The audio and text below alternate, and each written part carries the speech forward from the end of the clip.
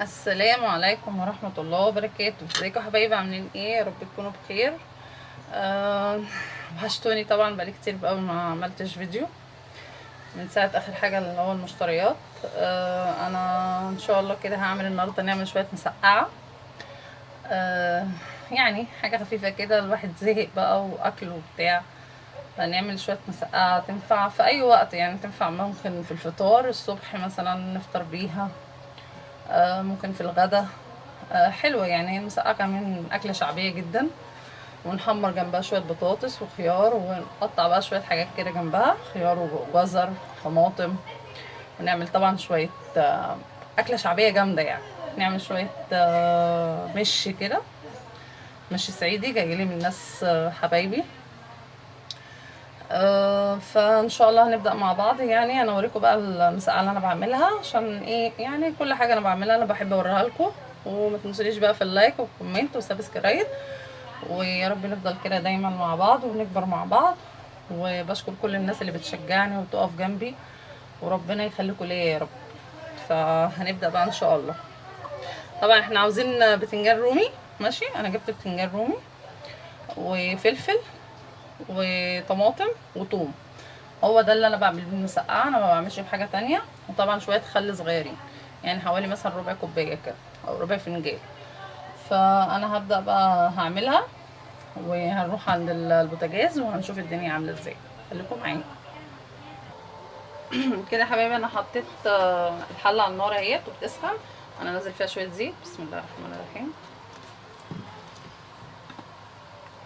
وهنحط مع الزيت دي حوالي راس توم وسط، مش كبيره قوي. انا هرساها يعني دقها بالهون، وهنزل بقى على البتاع. بسم الله الرحمن الرحيم على الزيت.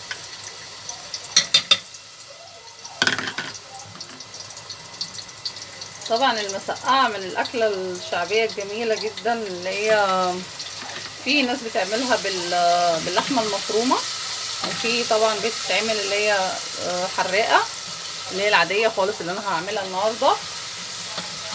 انا بحبها بصراحه اللي هي عاديه، ما بحبهاش اللي هي لحمه مفرومه. يعني مش يعني ماليش تقول عليها قوي.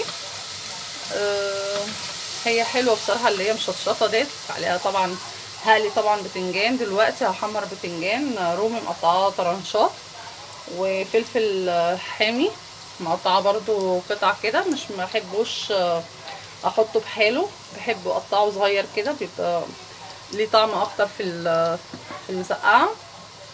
فانا بس كده هحمر الثوم شويه،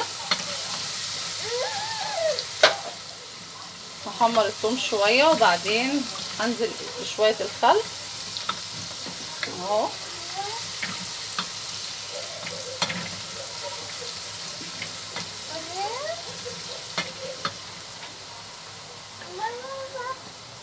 لسه الثوم شويه عايز تتحمر. طبعا مكة واقفه معايا زي العاده، على طول على طول واقفين مع بعض في المطبخ.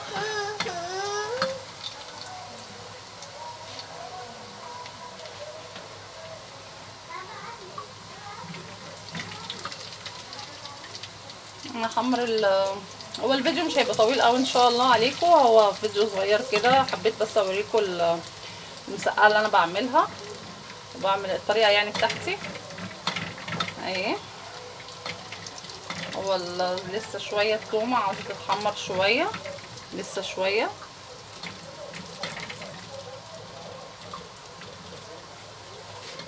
عاوزين بقى نخش شويه على الاكل الشعبي، شويه مثلا مسقعه، شويه كشري. طبعا لما الشتاء يجي شويه نعمل العدس، طبعا مشروب الشعبي الجميل اللي هو العدس، الاكله الشعبيه الجامده. كده التومه اهي اتحمرت، بص لونها ايه ذهبي، مش حمراء قوي. انا هنزل عليها بقى بحوالي مثلا ربع فنجان خل. بسم الله الرحمن الرحيم.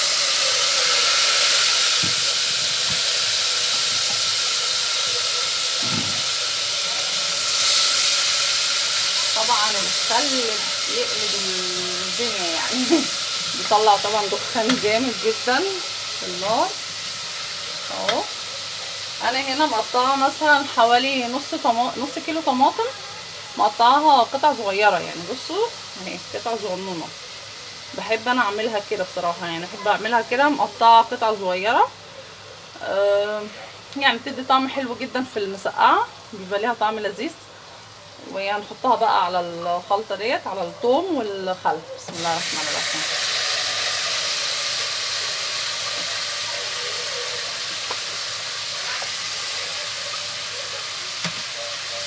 طبعا هنسبكها عادي خالص زيها زي اي تسبيكه، بس طبعا لازم كل شويه نبص عليها عشان خاطر ما تتلسوعش مننا، عشان دي طماطم مقطعه صغير. فلازم نبص عليها كل مثلا يعني 5 دقايق كده نبص عليها. انا هسيبها بقى على النار واغطيها، اسيبها تتسبك، وبعدين هحمر البتنجان. طبعا كلنا عارفين بنحمر البتنجان ازاي. هحمر البتنجان، الخل طبعا عامل عمايله معايا.